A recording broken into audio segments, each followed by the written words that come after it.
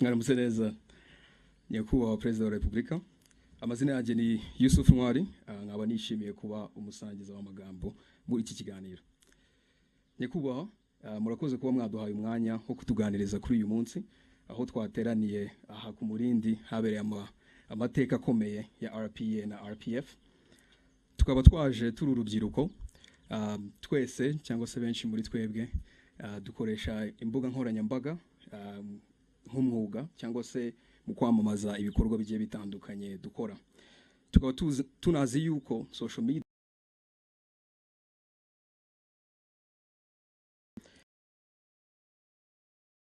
ikibazo cya mbere nakibaza nkoresheje ururimi rw'icyongereza. 30 years ago, you were exactly here. 36 years old, probably younger than a few people in this audience, maybe not me, but a few people here. Outnumbered significantly, facing a reality that hundreds of thousands of people's lives, including some of your relatives, were at stake. Mr. President, take us back a little bit. We want to understand, what was your state of mind in that specific moment when you gave the order that started the campaign to fight against the genocide against the Tutsis? Thank you.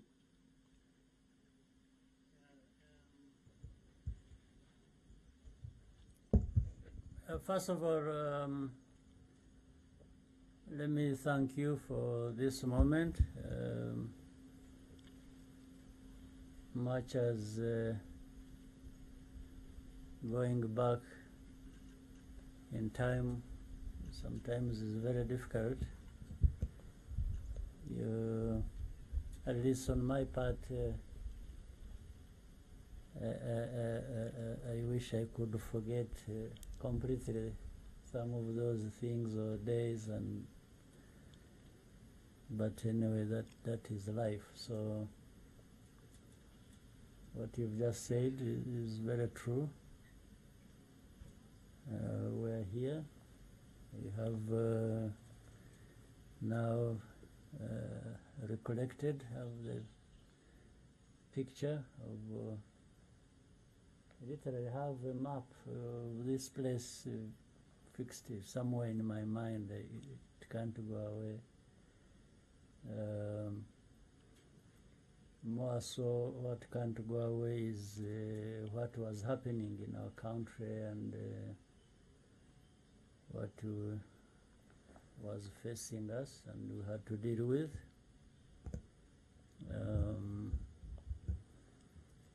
You know, I speak from my understanding. When you are faced with a situation like that was at the time, there are a few things that come to your mind, and there are a few choices. Either you face what it is, however difficult it is, and invest everything in you to deal with that, or you break down and run away. There is really nothing in between. Either you do something and or don't do it, and the consequences either way are very obvious. But at that time, sometimes it is not obvious. You only come to think about it later. So from the beginning, when the struggle started, we understood the magnitude, the weight we have to carry in doing what we are trying to do and achieving what we had in mind. We never underestimated, but it turned out to be even much bigger, much more complicated than anyone could have thought. But still, we were there, so you had to deal with it the way it happened. So what was it that was in the mind? You don't want to go too far ahead of yourself, because if you do that, you probably will make a mistake, because either you are thinking about defeat or thinking about victory, which has not happened. And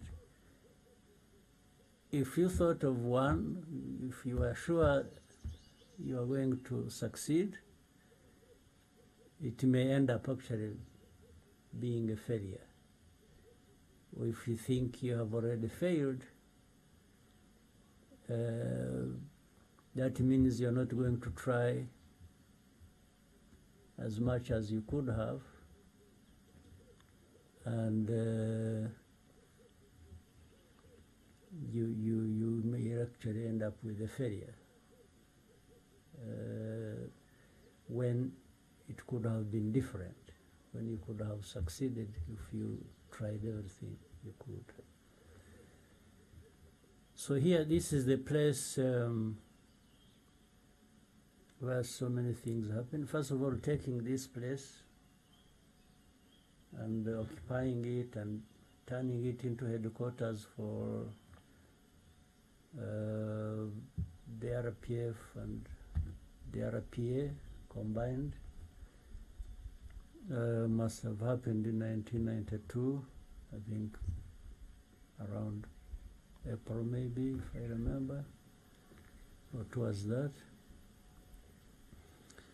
Because the RPA was involved in the fighting along the border, and we hadn't taken much of the territory inside Rwanda. We were really surviving along the border between Rwanda and Uganda,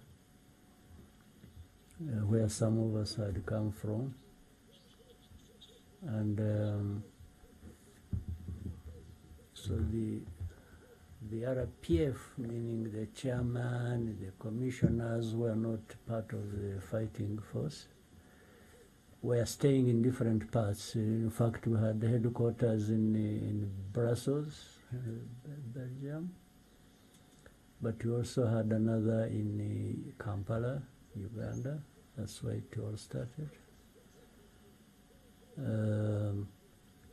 And then sub-headquarters in different parts of the world. So when we took this place, we were able to bring the two closer together, or really together, the RPA and the RPF. And this became our headquarters after taking, because, you know, a little bit of history. When the war started, 1990, I was, before that, I was serving in the Ugandan army and so on and so forth. Most of us were, or a number of us. And when the war started, I was not anywhere near here. I was attending a military course in Kansas, Fort Leavenworth, Kansas, Command and General Staff College. Yeah, but I had now to work my way back to be here with the rest. So when I came, I found chaos. Because the leader, the first leader of our struggle, had been killed on the second day of the attack, Fred Rugambha. And so understandably, it was already a difficult situation. Then an organization loses a leader, and what follows is easy to understand. So when I came back in the first 2 weeks of October, I arrived back from the US and came and joined the others and tried to reorganize, and so that's when we reorganized and started fighting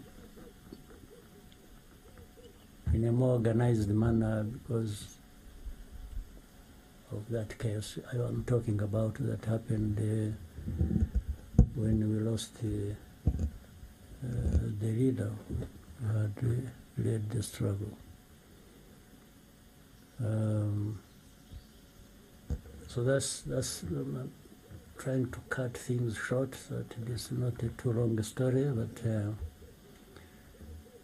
so that's how, all the way from then that chaos came 90 past, 91, and then 92 we found ourselves here and what I was just narrating happened. And it happened after we had taken places around here. In fact, that was specifically after attacking Byumba, Gicumbi. Now we are going to have a meeting. There were government forces of that time, and there were also forces deployed here in different parts. So we planned and moved from the east because we are more towards Nyagatare and in between we are trying to survive.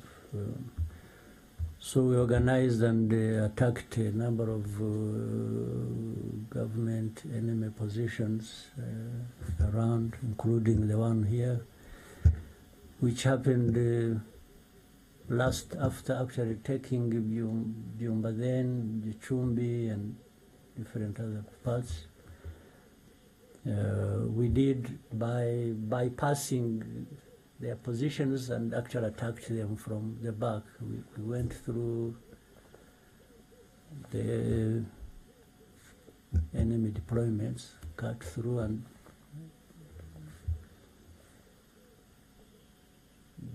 those who were here didn't know we had attacked Byumba then, and the others in a place called Rukomo and other places, Bungwe, and I don't know whether they still bear those names. I haven't followed over it, but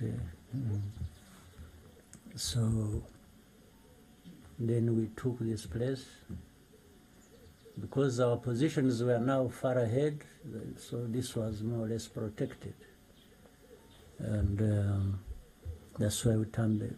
We had the headquarters. It was making it easy for us because from here to the border, I think is about 30 kilometers maybe, something like that. So we would operate going forward and spread wherever we needed to. But at the same time, we had access to the border with Uganda, and that's how most of the time we used to get food and medical supplies and other things we needed.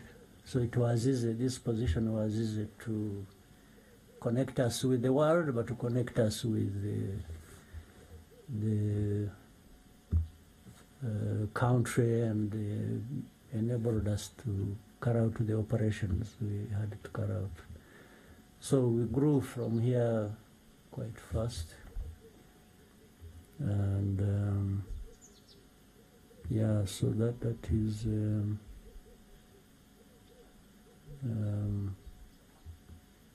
a number of things. It was coordinating from the east, but also that north now is when we were in Virunga. So it was like this. So we are here and we used to coordinate.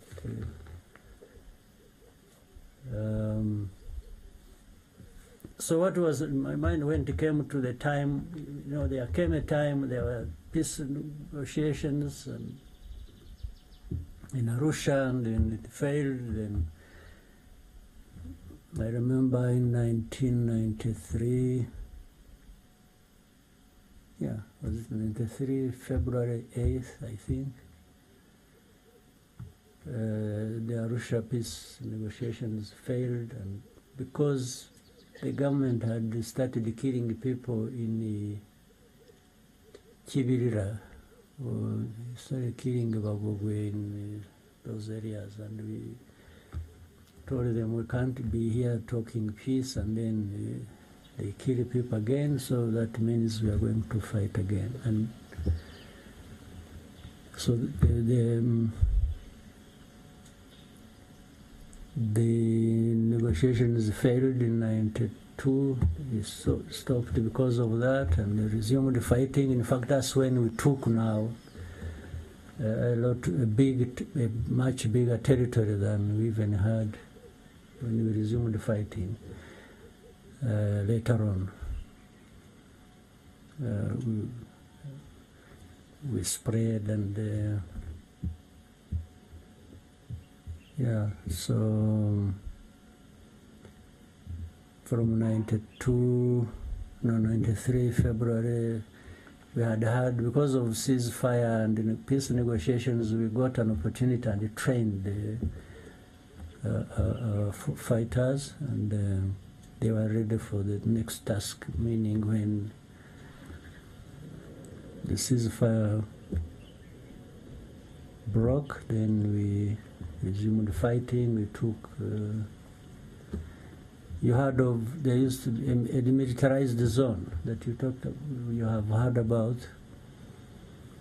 When we fought, took a territory, then there was a global outcry and everybody was descending on us, and they thought we were going to take Kigali actually. But I don't think, much as we could easily have militarily from the operational point of view, would have easily taken Kigali, but I thought politically it would be a big mistake, and that's why I prevailed over. There was the urgency for people to say, well, let's finish the job, but I thought it wasn't going to, the job wasn't to get finished, because in a way we would be overstretched, then we are taking on something much bigger than we can handle, organizing the country, but still the forces were being defeated here, but as the government was still established, they still had forces. I think we would have faced bigger problems than people thought. So, but when you were being told we must go back so that peace talks continue, resume, and continue, in the end we put a demand which we will not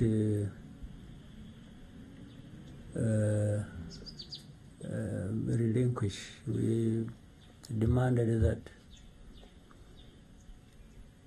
for the areas we have taken a big part of the country as a result of breaking the ceasefire by government and so on and so forth, we cannot return this area or these positions to the government. They've lost that, and they've lost it because of their own big mistake. So we compromised to make things simple for everybody. We actually gave in to some demands, but created a formula that would allow us to take it. We said, if we leave this place,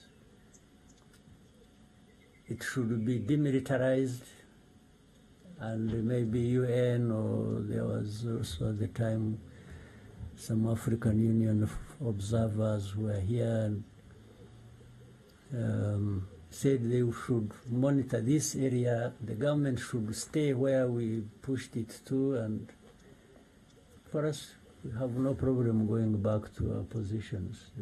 And this area in between remains a demilitarized zone. But we had already registered a huge victory. We were able to connect with the people in the country. to a great extent, it put pressure on the government because they really got a very bad beating, and they were now open to more serious discussion. And that's what. So everything was being coordinated now from here, from Murindi. So when it came the genocide, even before that, we used to monitor everything happening. We used to monitor militias being trained in there are hundreds of thousands in every district, as we have them now. And the plans would leak. We had people who would tell us, and we used to share it with the UN, the forces that were present here in the country, and we found actually they knew a lot about what the preparations were, by whom, where, and for what intention. They knew. When you hear people talk about genocide and as if it was something that just happened or happened because of Habyarimana's death or this and that, it's all rubbish. This happened way before. In fact, General Darel, the commander of the UN forces, used to come here many times. He would come by helicopter or by road many times. There are so many visitors who used to come here, even from outside of Rwanda, and we used to share this information. We used to discuss it. We would give them information you have, give them evidence, give them, and sometimes we would find they already know.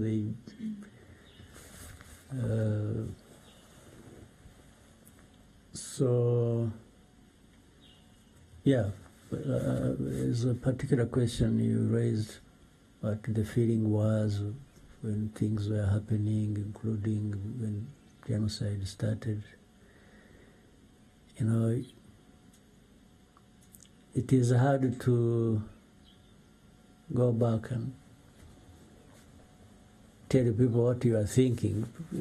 Honestly, I don't even remember some of the things I was thinking. Things were happening so fast, and it was so stressful, and I spent more time and energy trying to stabilize myself so that I don't collapse under the weight of everything. But focused on saying, first, if it is fighting, we must fight to win. If it is even politics, we must do the right thing politically, still make progress. And then when the genocide started, the immediate thing was to fight the people who were killing. Second, try and save as many people as we could, if it were possible, but same time collapsing the government that was responsible for that. While we had many people, there's not a person even here, I'm sure among you, there's not a person here who doesn't have a number of people who were killed that were known to them, were relatives, were parents, were children, were things like that. And by the way, it is because I've asked many times. You see, in a situation like ours, genocide is happening. There are perpetrators, there are victims. But overall, there is nobody who is not dying on either side. You are killing people, in a genocide, you are therefore going for those you are targeting. But at the same time, those who are doing the killing of other people were also facing death because we had to fight them. So in the end, nobody, there's not a single person of the millions here in Rwanda who would say they gained from this. Everybody lost. Even those who started it and started killing people, they wanted to achieve something, but they didn't achieve it. Because what they intended to achieve was not just killing a few. They wanted to exterminate people. A certain group of people, they thought it deserved that, or they wanted to kill. So it didn't happen because not everybody died. There is always going to be people who will remain alive. And so I think that's what else you want me to tell you? Yeah, thank you very much. Ask me anything, yeah. Yes, thank you very much, Your Excellency, for the context. Yes, I'm sure there's a lot of questions from the crowd, so I'll open it up to the floor. Please raise your hand if you have a question, and before you ask your question, introduce yourself, tell us a little bit of who you are, and then address your question. Try to be as concise as possible. Scovia? Murakoze nyakubahwa Perezida wa Repubulika, nitwa Scovia Mutesi, ndumwanditsi w'ikinyamakuru Mama urwa Gasabo. I see you every day on the media, social media. On the social media, yeah. Yeah. Murakoze, ikibazo cyanjye nashakaga kubaza, usobanuye byinshi bigaragara inzira yari ikomeye, ariko nagize ikibazo nifuza kubaza, ese musobanura mute impamvu mwari mufite ikomeye yumvaga ko mushobora gutsinda ubutegetsi bwa Habyarimana bwari bufite ingabo zikomeye ndetse bashyigikiwe n'amahanga, mu by'ukuri yumvikanaga nkakomeye. Nyuma yaho uyu mukanya tugeza aha General Kabarebe yadusobanuriye uko mwageraga mu Mutara, uko mwasanze bimeze ko byasaga nk'ibiteye ubwoba, impamvu ikomeye mwagize mukumva ko muri butsindura urugamba kugeza uyu munsi nyuma y'imyaka 30 mwicayeho. Ndabashimiye. Ndakubwiza ukuri, ntabwo ari science ngo muri science nararebaga nkasanga turi butsinde, cyangwa ntabwo ari, it's not anything, ntabwo nta kintu cyari gihari twemezaga ko turi butsinde kirenze umutima wacu kuvuga ngo natsinda ntatsinda ngomba kurwanira ukuri kwanjye. Nicyo umuntu yashingiyeho, ibisigaye bikubakira aho ngaho. Ntabwo rero ntawari ufite icyizere ngo ibintu bigomba kugenda bityo, kuko na bimwe uko abantu babitekerezaga cyangwa babyifuzaga bigomba kugenda siko byagenze. Kuri bimwe hirya no hino, ariko ibyo mvuga yo kuvuga ngo twari ahantu uvuga uti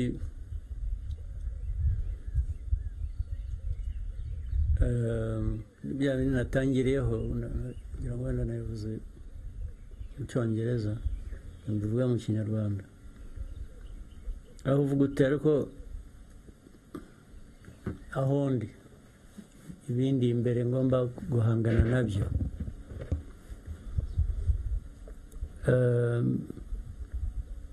Mfite uburyo bungana iki kugira ngo nkore kimwe cyangwa nkore ikindi,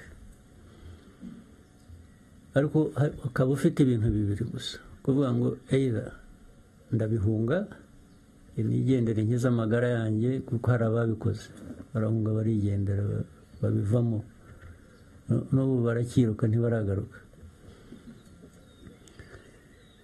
Ibyo babikora. Ikindi ni ukuvuga ngo oya, ntabwo ndi bugenza ibyo narwaniraga, n'ubundi ni ukuri kwanjye, ngomba kubikomeza ni nabizera mbizire. Ni ibintu bibiri rero, yezo urahunga cyangwa urasigara uhangane n'ikibazo. Ibi byo guhangana n'ikibazo byari muri bantu benshi, nicyo cyiza cyabyo, byari mu banyarwanda benshi, ntabwo bari bake, abahunze ngira ngo nibo bake kurusha abasigaye bahanganye n'ibibazo. Muri uko guhangana rero n'ibibazo nyine ugomba gukoresha rero ubwenge, noneho gukoresha ubwenge. Ese uhangana n'ibibazo ute? Guhitamo inzira uhangana nabyo nayo noneho niho hazira gukoresha umutima n'ubwenge, bikaguha icyo gukora bitewe n'icyo ufite, n'icyo uzi ku mwanzi, n'uburyo bwo gukoresha kugira ngo utsinda ari urugamba rumwe hano cyangwa ahandi, cyangwa utsinda urugamba runini rwo kurangiza ikibazo cyose. Nta kindi cyizere, nta kintu cyari gihari cyaha umuntu uwo ari we wese. Yewe n'abatsinzwe banza batari bazi ko bazatsindwa, babaga bazi ko ni leta, bafite ibyangombwa byose, bumvaga bari aho twebwe bitaga inyenzi, bazatunyura hejuru gusa bakagenda. Natwe kubera aho twavaga nuko twari tumeze n'ubushobozi butari buhagije twari dufite, usibye uwo mutima wo gukora ibyo ushaka gukora, warabikoraga, ariko nta garanti, nta kintu cyakwemezaga ngo ibyo urwanira uzabigeraho. Ariko wagomba kurwana anyway, kuko nicyo wahisemo kandi niyo inzira yari iri imbere yawe warebaga wakoresha gusa. So ntazagira ukubeshya ngo ibyo twita intsinzi ngo barayirebaga. Barayirwaniye bayigeraho, ariko kuba warayirebaga iza ibyo bizavugwa n'utari uhari. Urakoze cyane. Yes, dufite ikindi kibazo, adufashe na microphone kuri Eric yashize ukuboko kare. Thank you so much, Your Excellency. My name is Eric. We just had a great visit of the site that was your military base, and it was a great visit. And then I went on to revisit one of the oldest video, but the famous one, where you were addressing your force, I think back in 1990. You told them in Swahili, how we quote, jeshi hili litakuwa msingi wa mabadiliko. And then you went on to tell them, sasa ndiyo maana matendo yetu yanapaswa kuwa tofauti na yale ya wale tunapigana nao. For me, these were super great values of RPA. So my question is, how could you envision unity and integrity, knowing you were not even allowed in your country, even coming to visit your friends and family, you could sneak in, and then we also had that, not here, I think I will need to fact check this, that some of the Habyarimana forces that were wounded during war, some of them were treated here. And then where did these values come from, and how do they remain the foundational values of RPF today? Thank you so much. Yeah, societies, anywhere, or people, whatever, have values, certain beliefs, what they think is the right thing to believe in. And then, so Rwandans have values, there's no question about it. In fact,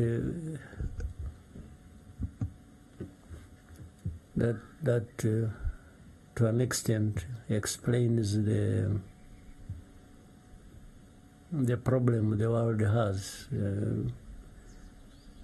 In the world,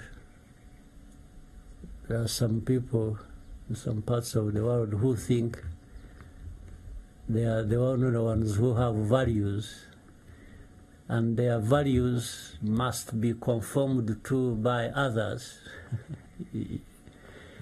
which I personally feel insulted by and could not accept, can't accept it. It is not true. There are no people with better values than others. And better, how do you measure that? Better in what sense? So, with the Rwandan values, and even with the effort to try and integrate the values, your own values, with other people's values, so that it is broadened, or you look at it in a global context the way it should be.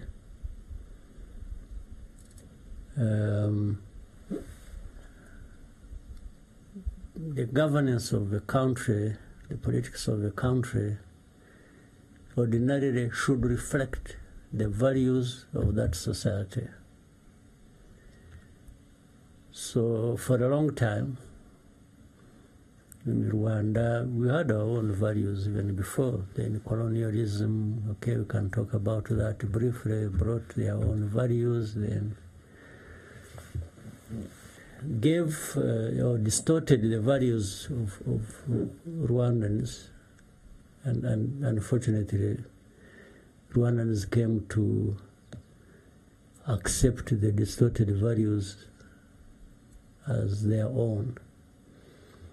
What do I mean here? Having a country that is divided on ethnic basis isn't part of the values we should be, we should espouse. We shouldn't. But that's what happened. So the RPF, the origin of it, much as it is problems that had happened to some Rwandans, not only those living in the country, but especially those outside as refugees.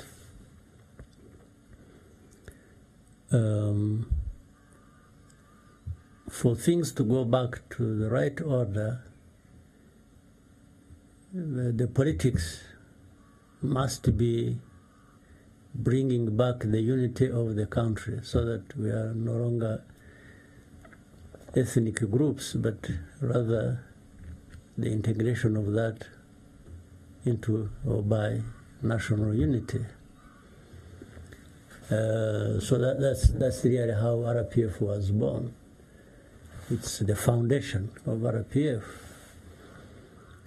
So what I was saying to the fighters at that time is clearly narrating to them the story of who we are, or rather reminding them, because I think everyone knew, but people don't always do things based on what they know they should be doing.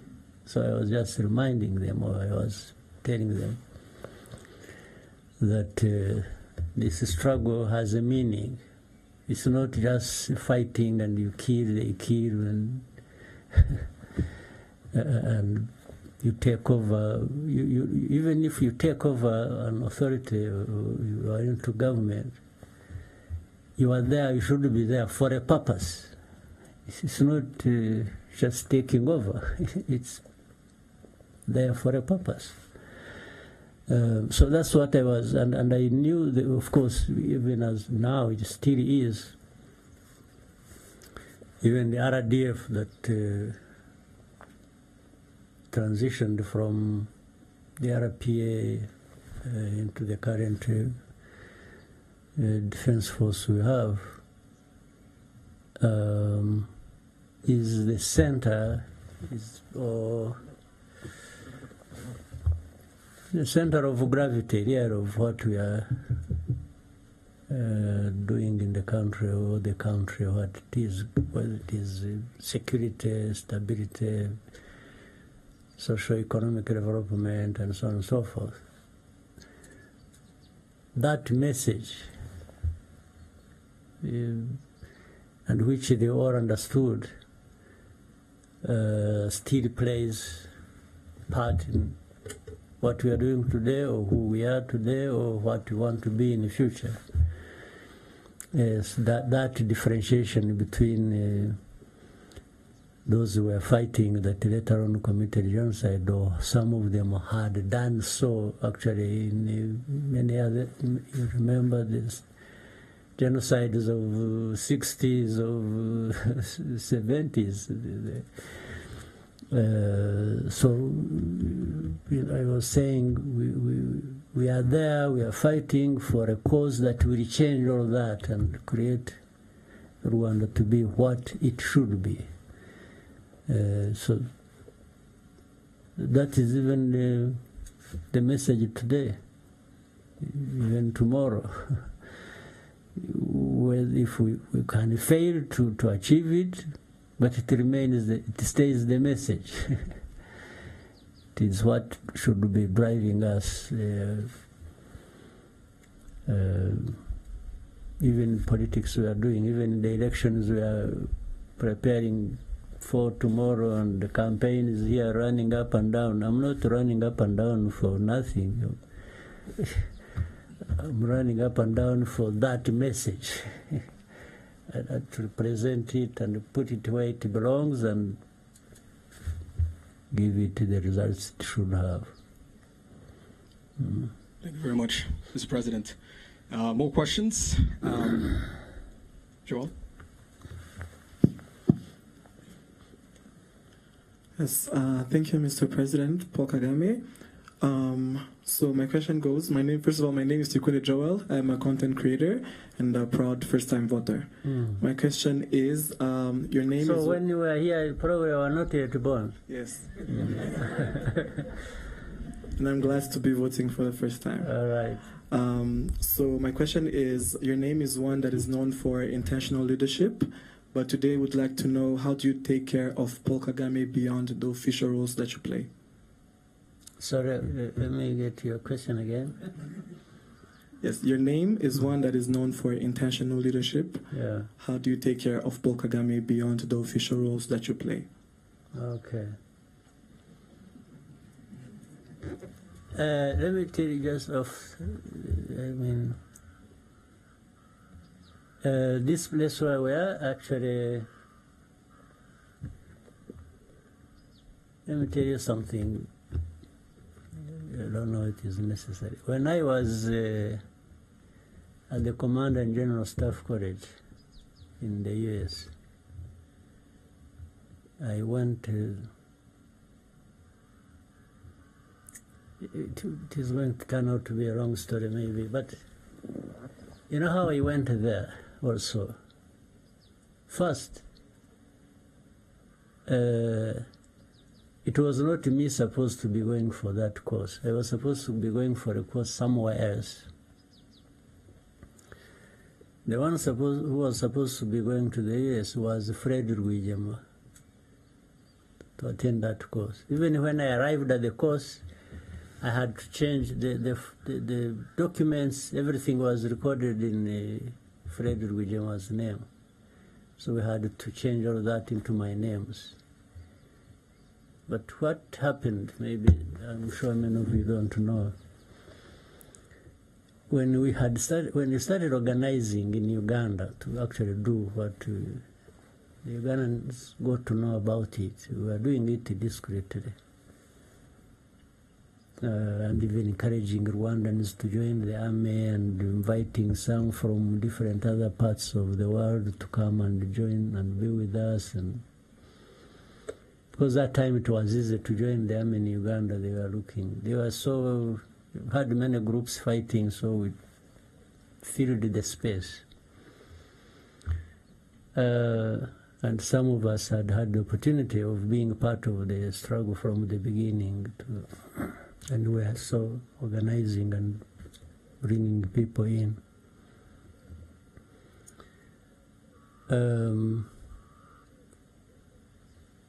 So the Ugandan system wanted to disorganize us so that we don't remain planning and doing what we wanted to do. So they wanted to send the top 3 of us, no, 4, scatter us outside the Uganda to go and attend courses while we, in the meantime, we get disorganized. So Fred Rugamba was supposed to go to the US. I was supposed to go to Nigeria. Bunyenyezi, you have heard of Bunyenyezi. Chris Bunyenyezi was supposed to be sent to some other place. Bayingana was supposed to be sent to Russia. So when we got to know about it, I talked with Fred. And I told him, I'm the one who insisted and encouraged him not to actually go anywhere, because that will just mess all of us up. He was our leader. Then he said, if you go, that means postponing it for another 5 years or something. So we agreed. He's actually going to decline, and we tried to create a story of he would tell the authorities so that they understand he's not just objecting to going. And so he went back to the authorities, told them, and of course there was a bit of trouble. It was not well received. So I think the one who was told that he's not going and so on and so forth must have connected and said, you see, these people are up to something. Then they said, okay, since you are rejecting it, then Kagame must go. So it was going to be either him or me, so that still they maintained that thing they wanted to.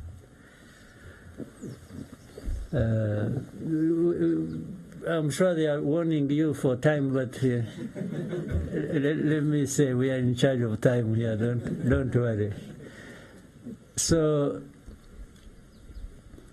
he declined, and they sent me, as if to say, okay, if you are going to go, then this one will go, because they never wanted us together. They thought if they got rid of one, they would just create problems for the other. So then they called me up and said, so you Fred was going, now he has problems, he's not going, so you should be the one to go. I said, I have no problem. So I went back and told Fred, I said, you see, now they think they have known our plans. So if I decline, they may actually put us in jail, both of us. So to survive this and continue our plans, you stay and do what you have been trying to do. And for me, I will go. But when things start, I'll anyway find my way back easily. I don't need any permission from anybody. So that's what happened. When I went for a course, blah, blah, blah, long story short. So later on, my wife, we had just been married. She's here. They must have thrown me out of the honeymoon and, and just and sent to the course. So but she found me there a few months later, but and that time I'm trying to arrive at a quick thing here, and trying to separate the two Kagames and program 3 or 4, I don't know. But when she found me there, she was already pregnant with the first son, Yvan. And when the point I'm arriving at in 93, actually in 94, just before genocide, he was 3 years old. He was sent to me. I stayed with him in this house somewhere. Is it up here? Yeah, it's up here. I stayed with him for a few, maybe a week or less. In fact, when when Habyarimana crashed in the plane, he was here with me. The boy was here with me. And we were, the news came, we were watching football. Where? In one of these houses. Yes. There was an Africa Cup tournament. I remember it was Senegal playing Cameroon, I think, when we were watching here. And somebody came with a message to me that Habyarimana's plane had crashed and there is chaos in Kigali and so on and so forth. So what follows a different issue. But he was here with me. Now, you can see he was here with me not as a soldier, not as anything, but just as a part of the family. So I was trying to reduce the amount of stress I had accumulated by having my son around. Something else funny that happened when, of course, I said he was here when the chaos started. In fact, I left him here and went with the forces that were going to Miove. That was Miove. And so I sent a message back. I told the people who had stayed here, I said they should quickly take this kid back across the border and take him back to his mother. You won't believe it, he refused. He refused, he cried, he said, no, you must see me first. He was like, where is my father? Where is he? He refused that day, and the next day we were very busy out there. So I had to drive and walk back that, like on the second day, to come and convince him to go. Yeah, so I told the commanders I was with, where the forces were, that they give me just a few moments. I first go and solve a personal problem. So I had to come back. Actually, that time it was very dangerous because there was still some forces in between, and we had. At night, I tried to drive. I had a Land Rover. I tried to drive, but we were using indicators. You couldn't put on lights because we didn't have. So some places we would walk, others I would drive. Then I came back, arrived here around 4:30 in the morning. And stayed up until he was sleeping until he woke up. And so I told him, you know, your mother wants you, you have to go. It seems he was happy where he was staying. He wasn't. So I had to convince him. I literally forced him, gave them somebody who took him to the border, and then I went back immediately. I didn't even rest. I had to go back and in the forces. So I'm just trying to bring in the official me and the personal me. I thought maybe there wouldn't be a better place or thing to explain it than that story. So we had to keep one part is family, another part is work, and another part I don't know what it is. Yeah. Thank you very much, Mr. President. With your permission, we'll take 2 last questions. Okay. Yes. Maybe with a bonus of 3, if they could make it short, then. Yes. Lionel, please, can you help us with the microphone? Thank you, Mr. President. My name is Lionel Nditebilie. I work at the Pan-African Review. 30 years ago, you were already the target of criticism coming from beyond the borders of Rwanda. When 30 years ago? Yeah. I'm still taking this criticism even now. Yes, that was my question. Like, what was it then, and what is it now that is driving that criticism? And what can the new generation of Rwanda learn from the way you handled it? Well, it's hard to tell, but also not. I shouldn't exaggerate. It isn't too difficult. Is there anybody in the world who would not be criticized, or who is not criticized at one time or another? I don't think.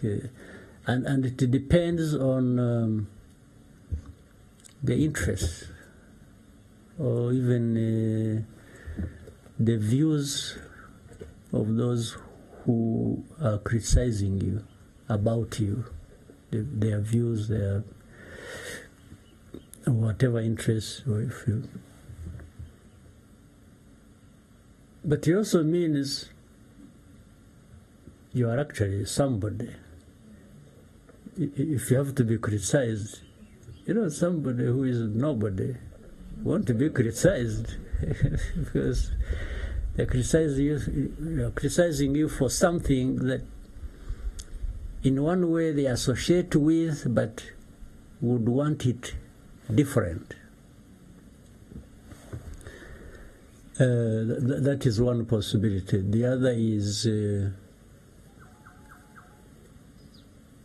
what either you are thinking, or your actions, or your are a danger to them.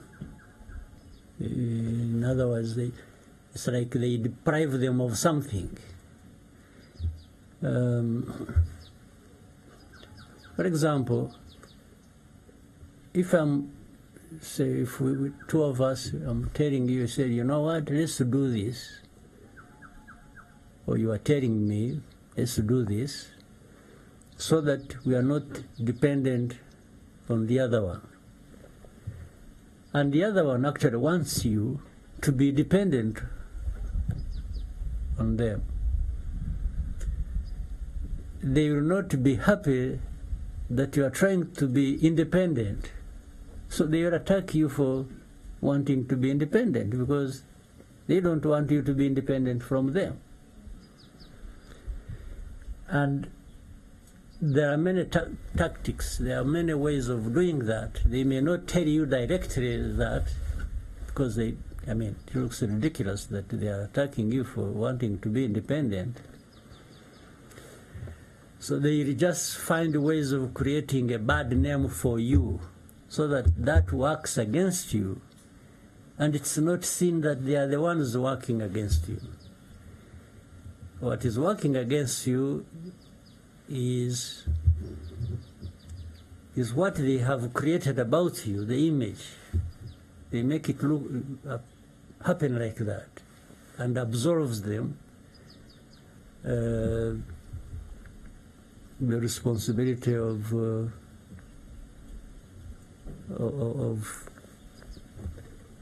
attacking you or criticizing you. So they are, it's like, you see, it's like that. You know, at a higher level, like in our case, you know, there are, we touched a bit of history and said, you know,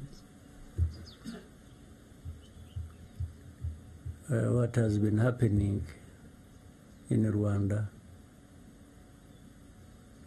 Let's talk about genocide alone. It happened because the country was divided. You know, the colonial times brought in the kind of politics and shaped Rwanda like that and so on. And then, anyway, ultimately genocide happened. So when you tell the story, actually the way it was, from colonialism and then up to the time of genocide, those who are responsible for the colonial times don't like it. And when you say they are associated with the genocide or the cause of it, they are not happy with you. Now, simple thing, for example, one of the things they do, and a simple one, they want to keep attacking you like you are a violator of human rights, you know, no freedoms, no democracy, blah, blah, blah, blah, blah. By doing that, it's like they are saying, you see, what happened in Rwanda actually is not anything to do with the outside. Rwandans have been killing each other. You see, the genocide was this. Killing this. So, and then they turn, that's the story of turning the victim into a perpetrator.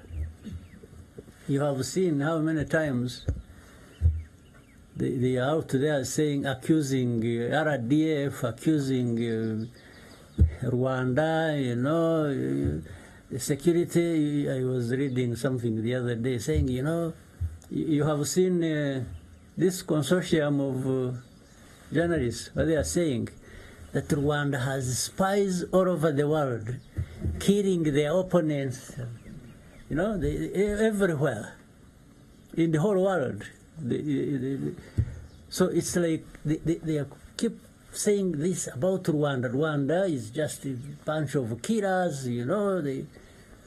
Not only that, they killed each other, now they are killing opponents. Now, you see, that when you get lost in that story, there is no outside blame. The outside blame disappears. Even the UN that was here that did nothing to stop genocide, or the whole world that watched and did nothing about genocide, ends up being absorbed. It's now Rwanda. It's Rwanda, the victims, the perpetrators, they change positions. It's the outside world. Well, even journalists who were busy actually orchestrating genocide and supporting genociders, and they are the ones now who are spinning this story like those ones. Yes, because of their interest, their association, the way they want to shape the story of Rwanda, the narrative of Rwanda, the way they want. You see?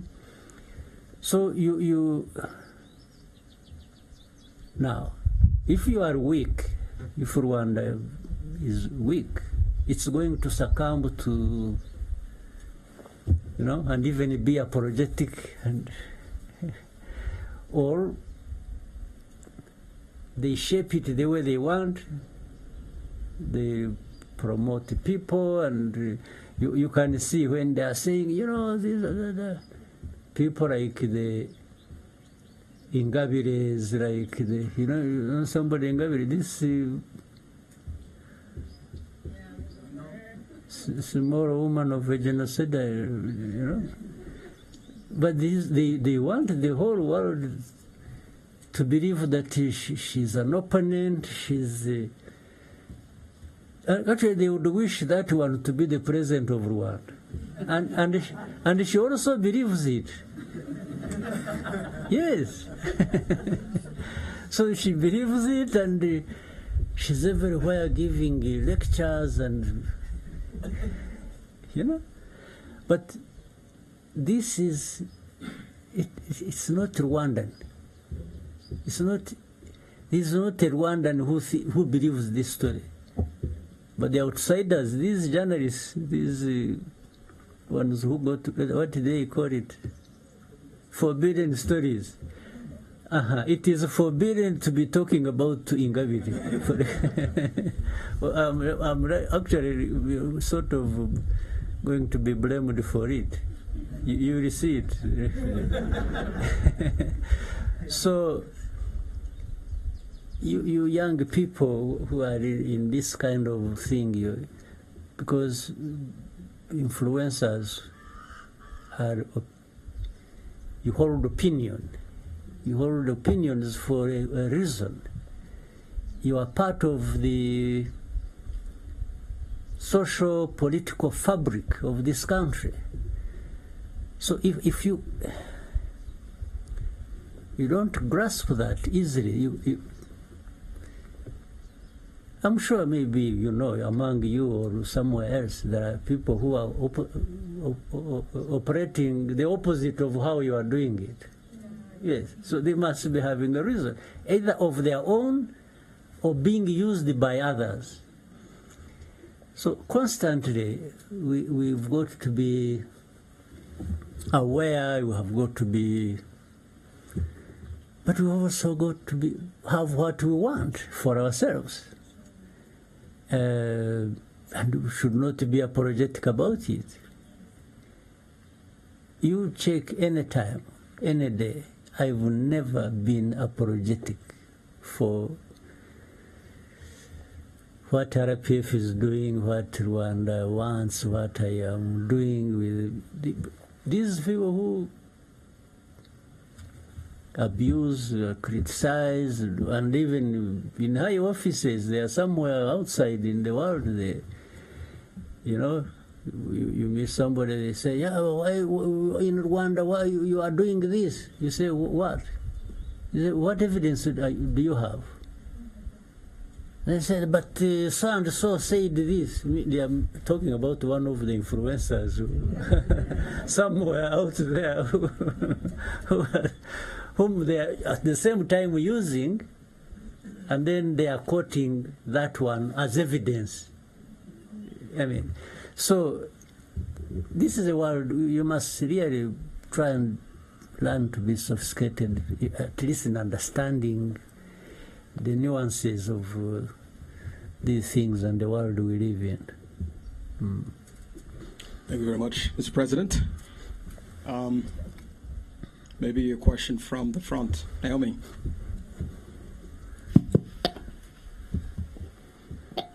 Thank you, Your Excellency. Amazina nitwa Naomi, and I'm one of the content creators here in Rwanda. I think I have also seen you many times. Yes, I'm so happy to be sitting right in front of you and next to the First Lady.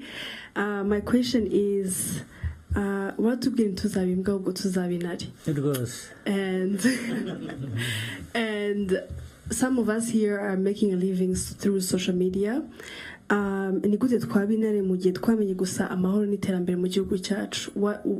are the steps? Thank you. Good. First of all, it is to know the story.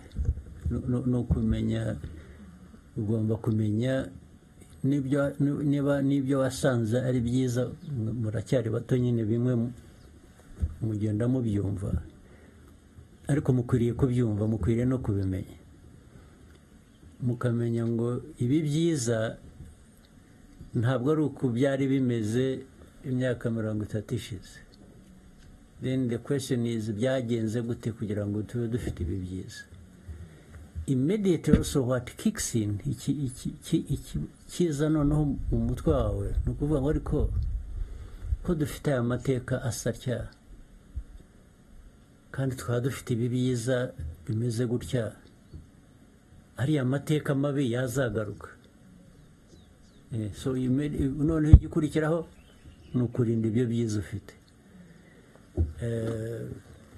Kubirinda gute rero? Hari uburyo bwinshi. Kubirinda even by shaping the opinion, facts, evidence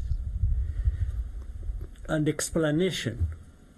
Kuvuga ngo ikintu ni cyiza, umbajije uti ni kuki ari cyiza, nabikubwira. I will give you evidence, I will give you a fact, I will give you why I believe ngo iki kintu ni cyiza. So mu byo mukora rero nyine naho ngaho, iyo byageze ahandi, iyo noneho nanone usubira mu mateka ukareba mu mateka, you turn pages ukareba. Ntabwo ibyiza byikora, ntabwo ibyiza biva muri opinion gusa ngo no mu opinion hari intambara nabyo. Buri munsi you wake up ready for a fight of some kind, right? Yes. Numvuga nabi, niyo waba utavuze igihugu nabi, numvuga nabi turahangana. Ndakubaza impamvu mvuga nabi kandi ugiye numva. Izindi ntambara zibaho ni izisanzwe, iz'amasasu noneho zirimo no kubura ubuzima. Ibyo nabyo ntawe ubihejwemo. Ibyo nabyo hari ababyitabira baka. So nibyo rero cyambere ariko byose bihera ku mutima wawe n'ubwenge bwawe n'ukuntu utekereza na precisely nka bya ntimuzabimbwa muzabintari. Ni ukuvuga ngo kubimbwa ni ukubaho utagira opinion, utagira umuntu yagutuka uti amusore akaba ari we apologizing. No, should be the one to apologize, not to me. So kuba intare bivuga ari no guhangana n'ikibazo cyaba icyawe ku giti cyawe, cyaba icy'umuryango wawe, cyaba icy'igihugu ukakigira icyawe. You want to nibura gutanga umusanzu mu kuyikemura.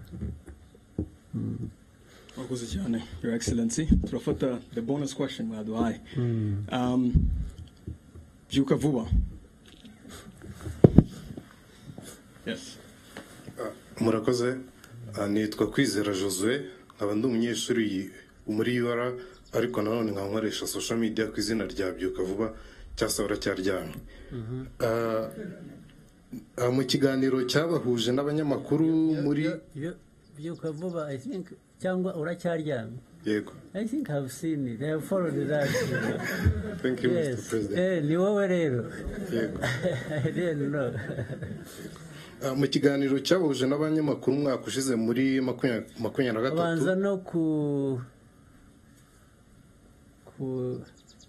ifoto yawe iri ku ntuzi ukoresha, ntabwo ari yawe bwawe. Yego. Hariho undi muntu. Yego, nyakubahwa Perezida. Nibyo? Yego. Oh, then I have followed. Thank you.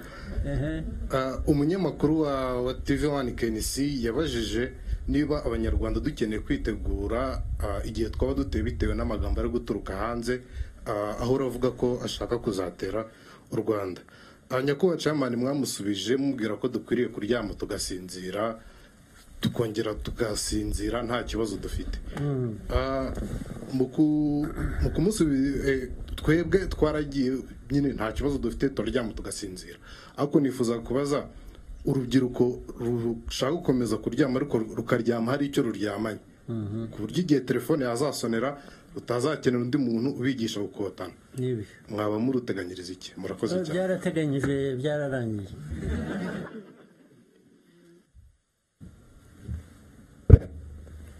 kuvuga gutyo ngo uryame usinzire ni ukutabiha umwanya urenze uwo bikwiye, ariko naho ubundi uko igihugu cyacu gikora hari abakirinda ku buryo bw'umwuga bw'umwihariko, umutekano warwo birakora, kandi ntabwo ari aba bantu bambaye iriya myenda gusa ijyanye n'umurimo bakora. Buriya ibikorwa bishingira no mu baturage, bakorana n'abaturage hose, ku buryo noneho no mu buryo bundi, ari ubw'ibiza, ari ubw'icyabaye aha, ari impanuka yabaye aha, hari uburyo,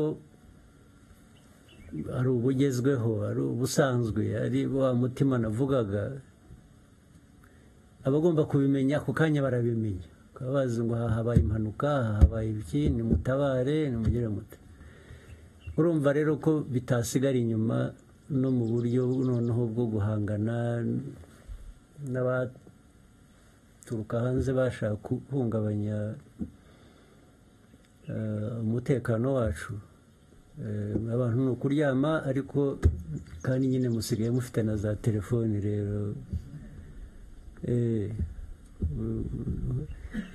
hazaho ka alamu kakubwira ngo hari uburyo bwinshi butandukanye aho abantu bagomba kubimenya. Noneho hari n'ubundi buryo bugomba gutegura abo ngabo bagomba kugira icyo bakora bashoboye aho ariho hose.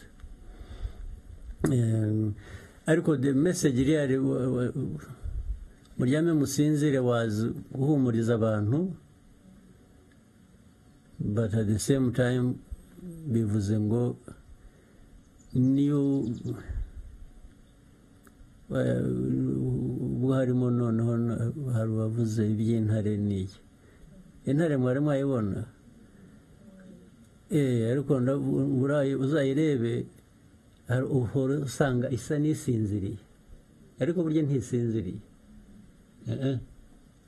Niyo ukandagiye gusa ukumva irabyuka, ariko ikindi gihe ibisinziriye. Kuruhuka, kuryama rero mugasinzira, nibyo n'ubundi mukwiriye kugira ihumure, mukaryama mugasinzira, ariko muri mwe iyo akantu gakomye urakanguka, sibyo? Naho ibi bindi rero bisakuza biriya rwose nabo kandi barabizi, ni ukuvuga gusa ko abashaka mujya mu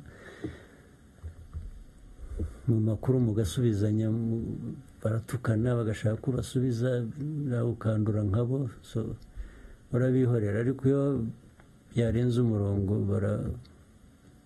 barabizi ikibabaho.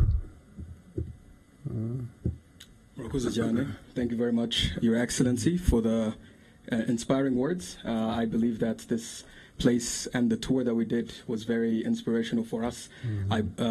Maybe we will not fight the same kind of fights that you did 30 years ago, but we have a very important fight to do as well, which is information online and using social media for the right reasons. So thank you very much, Your Excellency, and good luck on the campaign today. Thank you. Actually, you are lucky. You have the information fight available for you, but you can even join the other ones. So for you, you have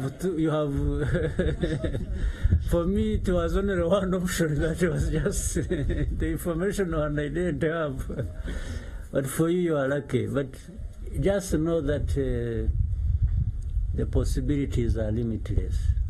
That's the most important thing. And this is your country, it is yourselves, it's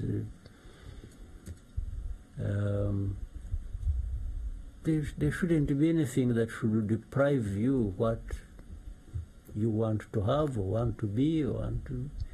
Just, it starts from within you. Just don't accept nonsense. Yes. We will not. Yes. All right. Thank you very much. Thank you. Your Excellency. Yeah.